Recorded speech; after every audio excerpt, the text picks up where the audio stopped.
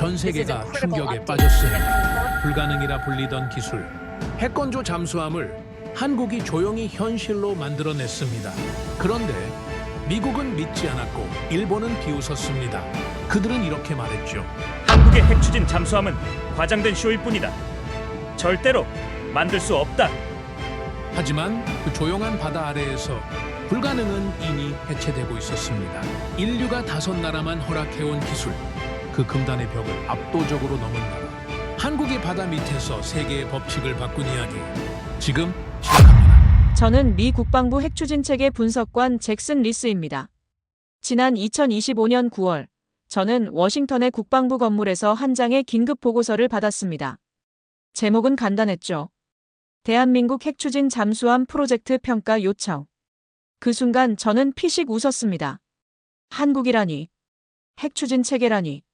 말도 안 되는 조합이었으니까요. 그날 아침 모든 뉴스가 같은 이야기를 다루고 있었습니다. CNN의 앵커는 차분한 목소리로 말했죠. 대한민국 정부가 자체 핵추진 잠수함 개발 계획을 발표했습니다. 전문가들은 실현 가능성에 의문을 제기하고 있습니다.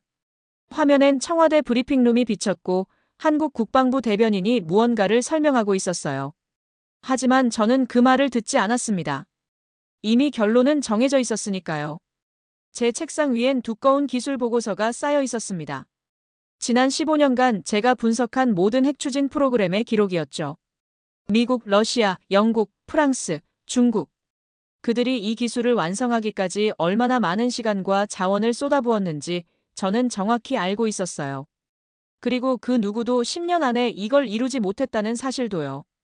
오후 2시, 저는 국방부 브리핑룸으로 향했습니다. 회의실은 차가운 형광등 불빛으로 가득했고 긴 테이블 주변엔 이미 여러 명의 분석관들이 앉아 있었어요. 그 중에는 제 동료인 해군연구소의 제임스 호프만도 있었습니다. 그는 저를 보자마자 시익 웃으며 말했죠. 잭슨, 자네도 그 우스운 보고서 받았나? 저는 고개를 끄덕였습니다. 그가 계속 말했어요. 한국 애들이 정신이 나갔군. 핵추진 체계를 뭐라고 생각하는 거야? 레고 블록인 줄 아나? 회의가 시작되자 스크린에 한국의 발표 자료가 떴습니다. 설계도 일정표 예산안. 모든 게 그럴듯해 보였지만 저는 냉소를 감추지 않았어요. 제 옆자리에 앉은 분석관이 중얼거렸습니다. 자료는 그럴싸한데 실체는 없어 보이는군. 맞는 말이었죠. 핵추진 체계는 단순히 돈과 시간의 문제가 아니었으니까요. 그건 축적된 경험과 실패, 그리고 수백 번의 시행착오 끝에 얻어지는 결과물이었습니다. 국방부 차관 로버트 그레이가 회의실 앞으로 나왔습니다. 그는 언제나처럼 차갑고 정확한 목소리로 말했어요. 우리가 한국의 발표를 진지하게 받아들일 필요는 없습니다. 하지만 확인은 필요합니다. 그가 잠시 멈추더니 저를 바라봤죠. 리스, 자네가 가게. 인천에 있는 조선소를 직접 확인하고 보고서를 작성하게. 저는 순간 할 말을 잃었습니다. 한국이라니. 시간 낭비가 뻔한 출장이었어요. 회의가 끝나고 저는 제임스와 함께 복도를 걸었습니다. 그는 여전히 웃고 있었죠. 잭슨, 불쌍하게 됐군. 한국까지 가서 뭘 본다고? 빈 조선소나 볼 텐데. 저는 어깨를 으쓱했습니다. 그래도 가봐야지. 상관 명령이니까. 제임스가 말했어요. 한국 애들이 핵추진 체계를 만든다고? 차라리 달에 가겠다는 게 더 현실적이야. 그날 저녁, 저는 호텔방에서 노트북을 열었습니다. 한국에 대한 자료를 다시 한번 검토하려던 참이었죠. 뉴스 사이트를 열자 일본 NHK의 평론가 사토 히로유키가 인터뷰를 하고 있었어요. 한국이 핵추진 잠수함을 만든다는 건 상상 속 이야기입니다. 기술적 기반도 경험도 없는 나라가 이걸 시도한다는 것 자체가 비현실적이죠. 그의 말은 정확했습니다. 저 역시 같은 생각이었으니까요. 하지만 그때였습니다. 스크롤을 내리던 중 한 장의 사진이 제 눈에 들어왔어요. 인천 조선소의 야간 작업 장면이었습니다. 거대한 크레인 아래에서 용접 불빛이 터지고 있었고 수십 명의 작업자들이 무언가를 조립하고 있었죠. 사진은 흐릿했지만 그 규모만큼은 명확했습니다. 저는 잠시 화면을 멈추고 그 사진을 들여다봤어요. 뭔가 이상했습니다. 단순한 작업 현장치곤 너무 체계적이었고 야간 작업을 할 정도로 급박해 보였어요. 저는 고개를 저었습니다. 과장된 쇼일 뿐이야. 그렇게 생각하려 했지만 그 사진은 계속 머릿속에 남았습니다. 왜일까요? 저는 지난 15년간 수많은 조선소를 봤어요. 그리고 그중 대부분은 거칠애에 불과했죠. 하지만 이 사진엔 뭔가 다른 느낌이 있었습니다. 절박함 같은 거요. 이틀 뒤, 저는 덜레스 국제공항에 서 있었습니다.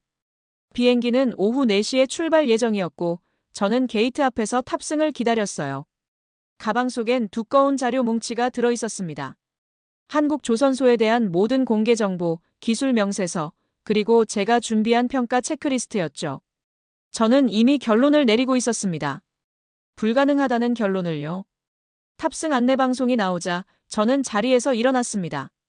비행기에 올라 창가 자리에 앉았고 이륙 준비가 시작됐어요. 엔진 소리가 커지고 기체가 활주로를 달리기 시작했습니다. 저는 창밖을 내다봤죠. 워싱턴의 스카이라인이 점점 작아졌고 회색빛 하늘이 펼쳐졌습니다. 그 순간 제 머릿속에 다시 그 사진이 떠올랐습니다. 야간 조선소, 용접 불빛, 수십 명의 작업자들. 저는 창문에 비친 제 얼굴을 봤어요. 피곤해 보였고 뭔가 불편한 표정이었죠. 왜 그랬을까요? 저는 확신하고 있었어야 했습니다. 한국이 핵추진 체계를 만든다는 건 불가능하다고요. 그런데 왜 마음 한구석이 이렇게 무거운 걸까요? 비행기가 구름 위로 올라갔습니다. 저는 눈을 감았어요. 그리고 속으로 중얼거렸습니다. 불가능을 확인하러 간다. 그게 제 임무였으니까요. 단지 확인하러 가는 것뿐이었습니다. 하지만 왜일까요? 제 심장은 이상하게 빠르게 뛰고 있었어요. 인천공항에 도착한 건 현지 시각으로 오후 5시였습니다. 비행기에서 내리자마자 저는 공항의 공기부터 느꼈어요. 깨끗했고 질서정연했죠. 사람들은 조용히 걸었고 안내방송은 정확했습니다. 저는 가방을 끌며 입국장으로 향했어요. 그때 대형 스크린이 눈에 들어왔습니다. CNN 뉴스가 나오고 있었죠. 화면엔 백악관이 보였고 자막이 흘러갔습니다. 도널드 트럼프 대통령의 발언이었어요. 그들은 우리의 허락 없이 이런 걸 할 수 없습니다. 저는 피식 웃었습니다. 맞는 말이었으니까요. 입국 심사를 마치고 나오자 한 여성이 제 이름이 적힌 팻말을 들고 서 있었습니다. 그녀는 단정한 정장 차림이었고 표정은 차분했어요.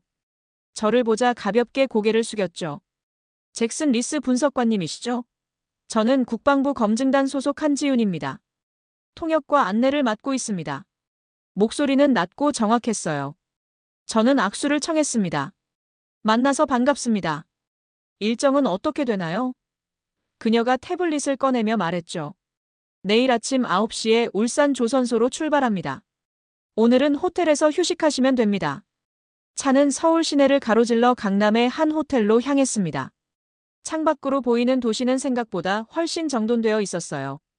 고층 빌딩들이 빼곡했고 네온 사인이 반짝였죠. 저는 한지윤에게 물었습니다.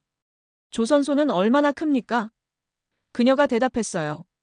울산 본관과 거제 본관을 합치면 축구장 100여 개 정도 됩니다. 내일 직접 보시면 알 겁니다. 저는 고개를 끄덕였지만 속으론 여전히 회의적이었습니다. 다음 날 아침, 저는 울산으로 향하는 차 안에 있었습니다. 고속도로는 매끄러웠고 차는 시속 120km로 달렸어요. 한지윤은 조수석에 앉아 태블릿을 들여다보고 있었죠. 저는 창밖을 보며 생각했습니다. 과연 뭘 보게 될까? 2시간쯤 지나자 거대한 크레인들이 보이기 시작했어요. 조선소였습니다. 차가 정문을 지나자 저는 그 규모에 잠시 말문이 막혔습니다. 수십 개의 철골 구조물이 줄지어 서 있었고 거대한 선체들이 조립되고 있었어요. 용접 불빛이 사방에서 터졌고 크레인이 무언가를 들어올리고 있었죠. 한지윤이 말했습니다. 여기는 일반 상선 구역입니다. 핵추진 잠수함 프로젝트는 저 안쪽 격리구역에서 진행됩니다. 저는 고개를 끄덕였어요. 하지만 속으론 여전히 의심하고 있었습니다. 안전모를 쓰고 작업복을 입은 뒤 저는 격리구역으로 안내받았습니다. 2번의 보안 검문을 거쳐 들어간 그곳은 외부와 완전히 차단되어 있었어요. 거대한 철문이 열리자 그 안엔 또 다른 세계가 있었습니다. 철판들이 정밀하게 절단되고 있었고 수십 명의 기술자들이 조용히 작업하고 있었죠. 저는 그 광경을 보며 멈춰 섰습니다. 뭔가 예상과 달랐어요. 한지윤이 제 옆으로 다가와 말했습니다.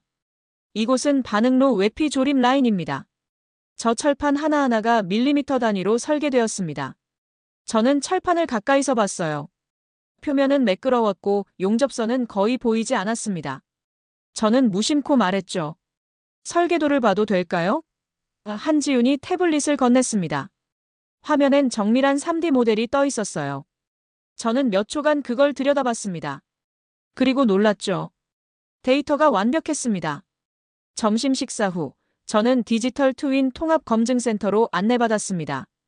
그곳의 센터장은 이도현이라는 사람이었어요. 그는 말이 적었고 표정도 담담했습니다. 저를 보자 간단히 인사했죠. 잭슨 분석관님 환영합니다. 이곳에서 모든 공정이 실시간으로 시뮬레이션 됩니다. 그가 손짓하자 거대한 모니터 벽이 켜졌습니다. 수십 개의 화면에 공정 데이터가 흘러갔어요. 저는 화면을 보며 질문했습니다. 이 데이터는 실제와 얼마나 일치합니까? 이도현이 대답했어요. 오차는 0.3% 미만입니다. 모든 용접점, 모든 볼트, 모든 배관이 디지털로 복제되고 검증됩니다. 저는 그 말을 믿을 수 없었어요. 0.3%라니. 미국도 그 정도 정밀도는 달성하지 못했습니다. 저는 직접 확인하고 싶었습니다. 데이터를 제 노트북으로 전송해 줄 수 있습니까? 이도현이 고개를 끄덕였죠. 몇 분 뒤 제 화면엔 수천 개의 데이터 파일이 나타났습니다. 저는 그중 몇 개를 무작위로 열었어요. 용접 온도, 압력 수치, 재료 강도. 모든 게 이론값과 일치했습니다. 저는 다시 확인했어요. 그리고 또 확인했죠. 하지만 결과는 같았습니다. 저는 의자에 앉아 한참 동안 화면을 들여다봤습니다. 뭔가 이상했어요. 이건 단순히 잘 만든 보고서가 아니었습니다. 실제로 작동하는 시스템이었죠. 저는 한지윤을 바라봤습니다. 그녀는 제 표정을 읽었는지 조용히 말했어요. 놀라셨나요? 저는 대답하지 않았습니다. 대신 물었죠. 이게 전부입니까? 한지윤이 미소 지었습니다.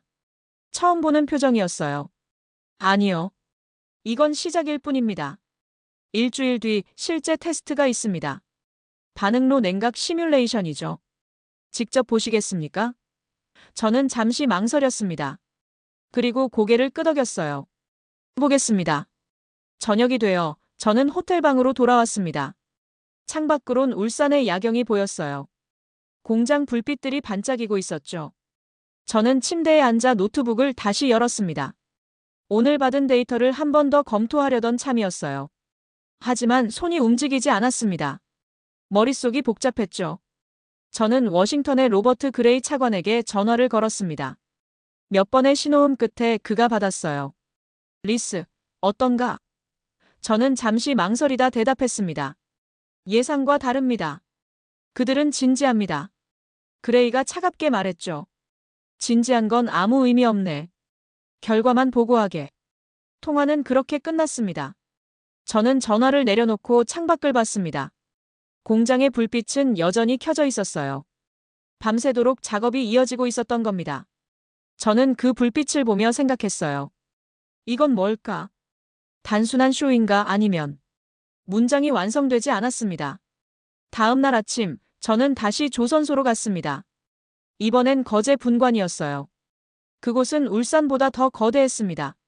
저는 한지윤을 따라 공정 라인을 걸었어요. 그녀가 말했습니다. 여기선 추진 시스템이 조립됩니다. 터빈, 감속기, 춥게. 모든 게 한국 기술로 만들어집니다. 저는 그 말에 반사적으로 물었죠. 전부 자체 기술입니까? 한지윤이 고개를 끄덕였습니다. 네. 우린 누구의 허락도 필요 없습니다. 그 순간 저는 뭔가 깨달았습니다. 이건 단순히 기술의 문제가 아니었어요. 이건 신념의 문제였죠. 한국은 이걸 무기로 보지 않았습니다. 생존으로 봤어요. 그리고 그 차이가 모든 걸 바꾸고 있었죠. 저는 한지윤에게 물었습니다. 왜 이렇게까지 하는 겁니까? 그녀가 잠시 멈추더니 대답했어요. 우린 작은 나라입니다. 하지만 살아남아야 합니다. 그게 이유입니다. 저는 그 말을 듣고 아무 대꾸도 하지 못했습니다. 공장을 나와 차에 오르자 저는 다시 데이터를 열었습니다. 오늘 본 것들, 들은 것들. 모든 게 제 논리와 충돌했어요. 저는 지난 15년간 핵추진 체계는 소수의 국가만이 가질 수 있다고 믿었습니다. 그게 상식이었고 그게 현실이었죠. 하지만 지금 제 눈앞엔 그 상식을 부수는 광경이 펼쳐지고 있었어요. 저는 창밖을 보며 속으로 중얼거렸습니다. 내가 틀린 걸까요? 2025년 10월 17일 새벽 6시, 저는 동해 앞바다에 떠있는 관측함 위에 서 있었습니다. 차가운 바람이 얼굴을 스쳤고 수평선은 회색빛이었어요. 한지윤이 제 옆에 섰습니다. 그녀는 두꺼운 점퍼를 입고 있었고 표정은 여전히 차분했죠. 오늘이 그날입니다. 그녀가 말했어요. 저는 고개를 끄덕였습니다. 일주일 전 약속했던 그 테스트, 바로 오늘이었죠. 갑판엔 이미 수십 명의 사람들이 모여 있었습니다. 한국 국방부 관계자들, 외신 기자들, 그리고 각국에서 파견된 관측 요원들이었어요. 저 멀리 일본 해상자위대 관측함도 보였고 미국 해군 구축함도 떠 있었죠. 모두가 같은 걸 보러 온 겁니다. 한국이 정말 해낼 수 있는지를요. 아침 7시 브리핑이 시작됐습니다.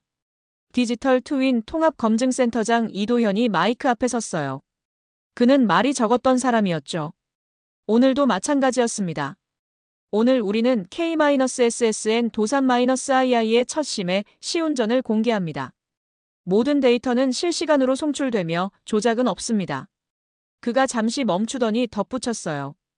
오늘 우리는 침묵으로 증명합니다. 저는 그 말을 듣고 긴장했습니다. 침묵으로 증명한다니. 그게 무슨 뜻일까요? 하지만 곧 알게 됐어요. 모니터가 켜지자 수중 카메라 영상이 나타났습니다. 거대한 잠수함이 천천히 잠수를 시작하고 있었죠. 검은 선체, 매끄러운 곡선. 그건 제가 상상했던 것보다 훨씬 세련되어 보였습니다. 8시 정각, 잠수함이 수심 300m에 도달했습니다. 모니터엔 각종 수치가 떴어요. 출력, 온도, 압력, 소음. 저는 그중 소음 지표에 눈이 갔습니다. 아직 원자로는 가동되지 않았고 수치는 대기 상태였죠. 하지만 곧 바뀔 예정이었어요. 8시 15분, SMART형 원자로 가동 신호가 떨어졌습니다. 화면 속 잠수함 내부에서 파란 불빛이 켜졌어요. 원자로 담당 연구원 한승우가 무전으로 보고했습니다. 1차 냉각수 순환 정상, 2차 개통 압력 안정, 출력 20% 도달. 목소리는 침착했어요. 저는 제 노트북을 열어 데이터를 받기 시작했습니다. 출력이 50%에 도달했을 때 소음 수치가 처음으로 나타났습니다. 0.9dB. 저는 눈을 의심했어요. 다시 확인했죠. 하지만 숫자는 같았습니다. 제 옆에 서 있던 일본 관측 요원이 중얼거렸어요. 믿을 수 없군. 저도 같은 생각이었습니다. 출력이 70%를 넘어섰습니다. 소음은 여전히 1dB 아래였어요. 저는 계산기를 꺼내 직접 확인했습니다. 이론값과 실측값을 대조했죠. 그리고 깨달았어요. 이건 이론이 아니었습니다. 물리 법칙을 다시 쓰는 순간이었죠. 8시 30분, 출력이 100%에 도달했습니다. 모니터엔 최종 수치가 떴어요. 소음 0.8dB, 진동지수 0.03. 저는 그 숫자를 보고 말문이 막혔습니다. 미국 최신 핵잠수함도 1.2dB이었어요. 러시아는 1.3dB, 중국은 1.5dB. 한국은 그 모든 기록을 깼습니다. 갑판이 조용해졌습니다. 누구도 말하지 않았어요. 저는 주변을 둘러봤습니다.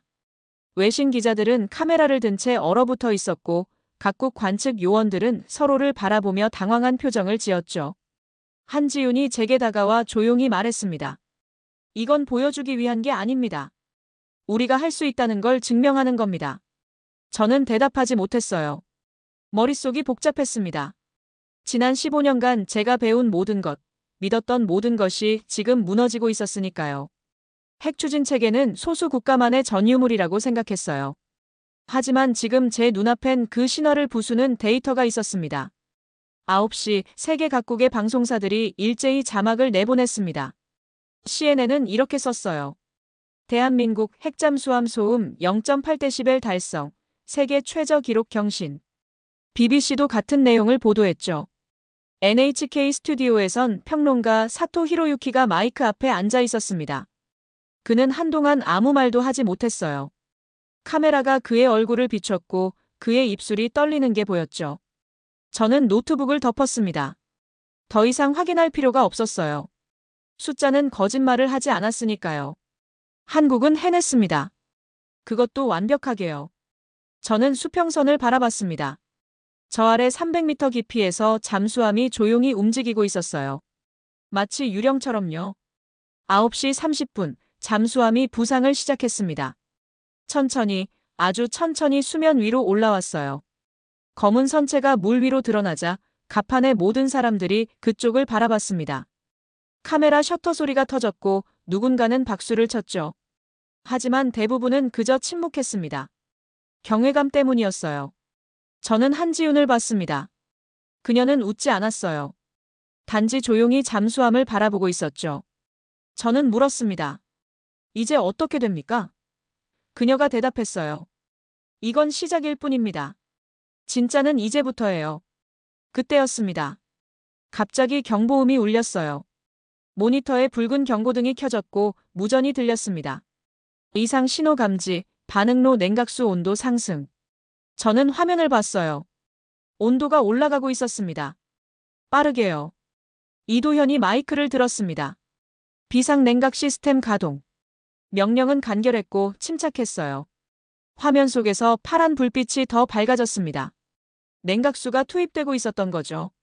10초, 20초, 30초. 온도가 천천히 내려가기 시작했습니다. 1분 뒤 경보음이 멈췄습니다. 온도는 정상으로 돌아왔어요. 이도현이 무전을 받더니 고개를 끄덕였습니다. 그리고 갑판을 향해 말했죠. 비상 상황 종료. 시스템은 정상입니다. 하지만 그의 표정은 심각했어요. 저는 그걸 봤습니다.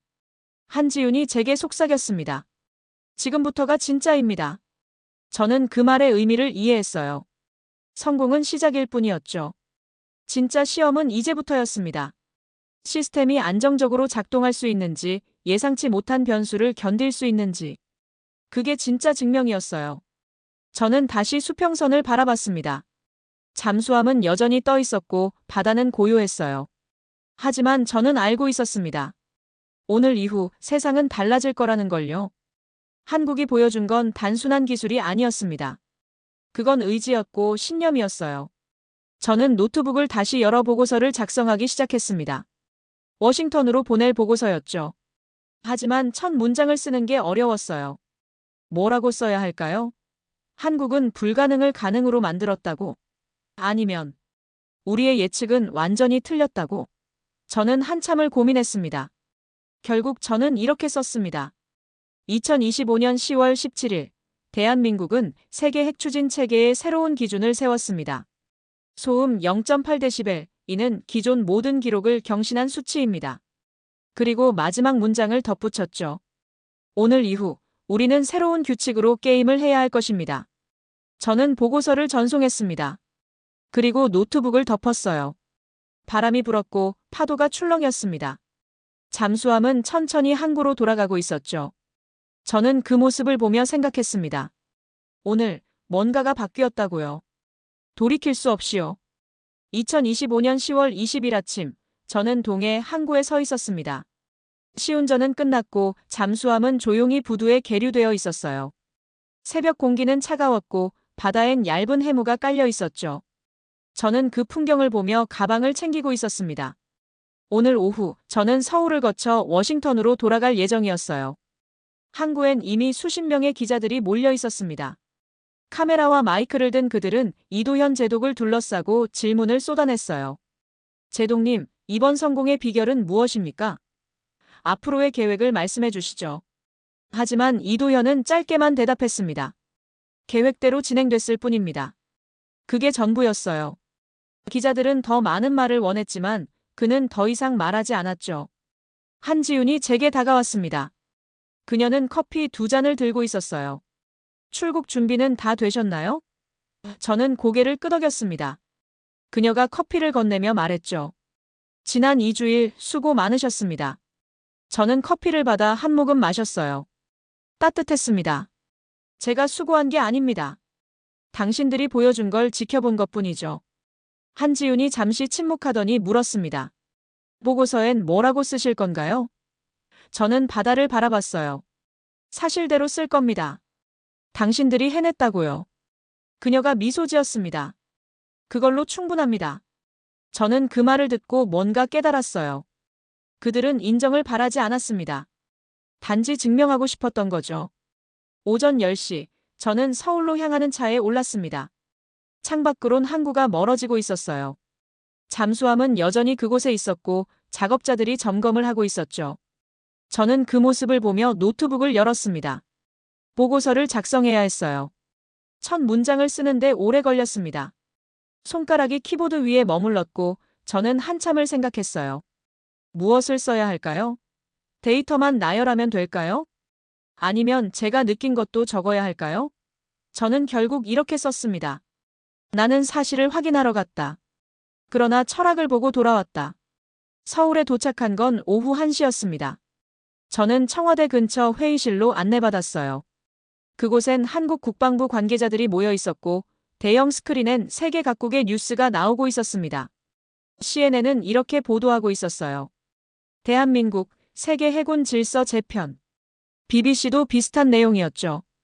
한국의 기술력, 기존 강대국 위협. 저는 자리에 앉아 화면을 봤습니다. 그중엔 NHK 뉴스도 있었어요. 평론가 사토 히로유키가 스튜디오에 앉아 있었습니다. 그는 사흘 전 침묵했던 사람이었죠. 하지만 오늘은 달랐어요. 그가 카메라를 보며 말했습니다. 그들이 말하지 않아도 우리는 알았습니다. 기술은 말이 아니라 결과로 증명된다는 걸요. 그의 목소리엔 경외감이 담겨 있었어요. 오후 3시, 저는 인천공항으로 향했습니다. 비행기는 5시에 출발 예정이었고 저는 게이트에서 탑승을 기다렸어요. 가방 속엔 완성된 보고서가 들어 있었습니다. 35페이지 분량이었고 모든 데이터와 관찰 기록이 담겨 있었죠. 탑승 안내 방송이 나왔습니다. 저는 자리에서 일어나 비행기에 올랐어요. 창가 자리에 앉자 승무원이 물을 건넸습니다. 저는 감사 인사를 하고 창밖을 봤어요. 인천공항의 활주로가 보였고 저 멀리 바다가 펼쳐져 있었죠. 비행기가 이륙했습니다. 기체가 하늘로 올라가자 한국의 땅이 점점 작아졌어요. 저는 그 풍경을 보며 지난 2주일을 떠올렸습니다. 울산의 조선소, 거제의 공장, 동해의 바다. 그리고 그곳에서 만난 사람들이요. 한지윤, 이도현, 한승우. 그들은 많은 말을 하지 않았습니다. 하지만 그들의 침묵 속엔 확신이 있었어요. 비행기가 구름 위로 올라갔습니다. 저는 노트북을 열어 보고서를 다시 읽었어요. 제가 쓴 문장들이 화면에 나타났죠. 한국은 핵추진 기술을 무기가 아닌 생존의 도구로 봤다. 그들은 세계의 비웃음 속에서도 멈추지 않았고 결국 불가능을 가능으로 만들었다. 저는 문장을 읽으며 생각했습니다. 이게 맞는 표현일까요? 아니면 더 정확한 말이 있을까요? 저는 한참을 고민했어요.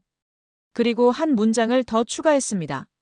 그들이 침묵했을 때 세상은 답을 들었다.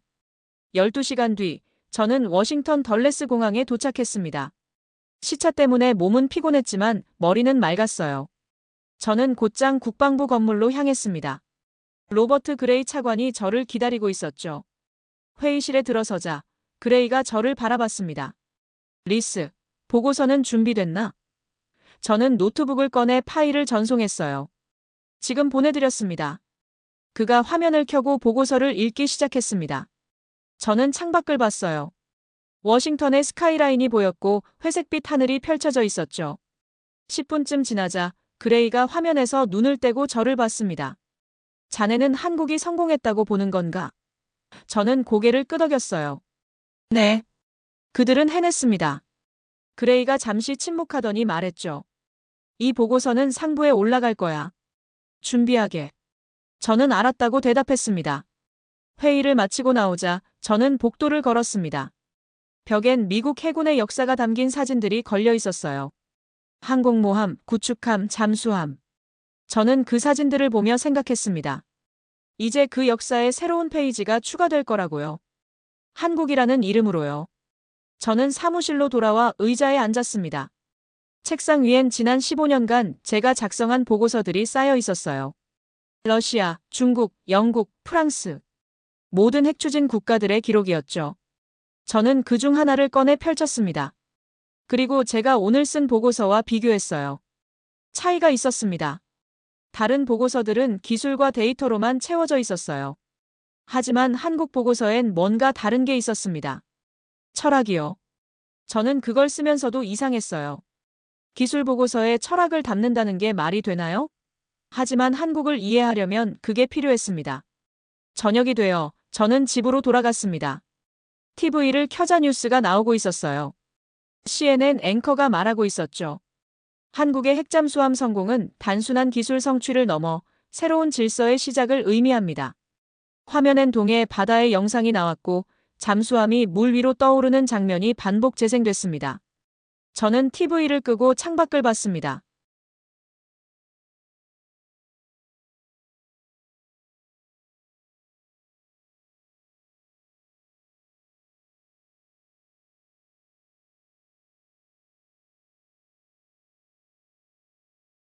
그날 이후 저는 핵추진 체계를 다르게 보게 됐습니다.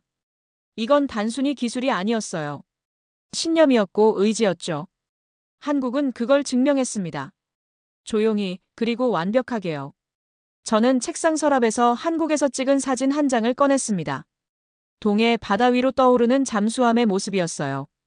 저는 그 사진을 보며 미소 지었습니다. 그리고 깨달았죠. 그들은 세계의 허락을 구하지 않았습니다. 단지 자신들의 길을 걸었을 뿐이에요. 비웃음 속에서도 의심 속에서도요. 그리고 결국 모두를 침묵하게 만들었죠. 저는 사진을 다시 서랍에 넣으며 생각했습니다. 작은 나라라고 무시했던 그곳에서 세상을 바꿀 파도가 시작되고 있었습니다.